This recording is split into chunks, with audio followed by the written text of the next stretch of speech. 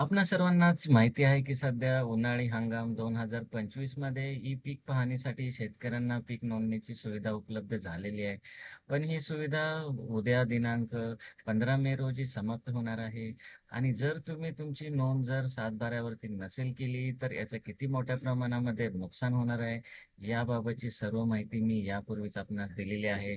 तरी अजूनही आपल्याकडे वेळ आहे. आपला वेळ वाया न घालता ई-पीक पाहणी डी-सी-एस या मोबाईल ॲपमध्ये आपल्या शेतामध्ये जाऊन आपण फोटोसह आपल्या पिकाची नोंदणी करायची आहे.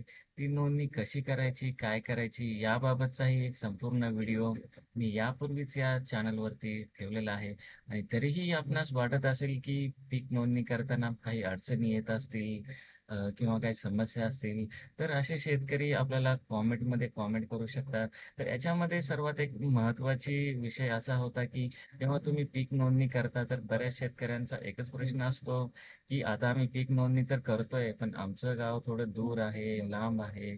तिथं नेटवर्कचा खूप इश्यू आहे. आम्ही पीक पाहणी करायची खूप इच्छा आहे, पण काय करणार आमच्या इथे मोबाईलची रेंज नाहीये. तर जिथं मोबाईलची रेंज नसेल, तिथं घाबरण्याचं काहीच कारण नाहीये. कारण ऑफलाईन मोडमध्ये सुद्धा आता तुम्ही आपल्या पिकाची नोंद करू शकता. जेव्हा ऑफलाईनमध्ये तुम्ही पिकाची नोंद करणार आहे आणि जेव्हा जिथं-जिथं रेंज असेल, त्या रेंजच्या ठिकाणी तुम्ही जेव्हा याल, तेव्हा रेंजमध्ये आल्यानंतर तिथे एक अपलोड नावाचं बटन दिलेलं आहे. ते अपलोड नावाच्या बटनावरती जर तुम्ही क्लिक केलं, तर तुम्ही रेंज नसताना भरलेली पीक पाहणी हे तिथं तुम्हाला उपलब्ध होणार आहे. तर अशा प्रकारे शेवटचा दिवस राहिलेला आहे. ज्यांनी आणखीन पीक पाहणी केली नाहीये, तर त्यांनी आज आता लगेच आपल्या शेतामध्ये जायचं आहे व फोटोसह पिकाची नोंदणी करायची आहे. जर तुम्ही नाही केलं तर आपलं खूप मोठं नुकसान होणार आहे.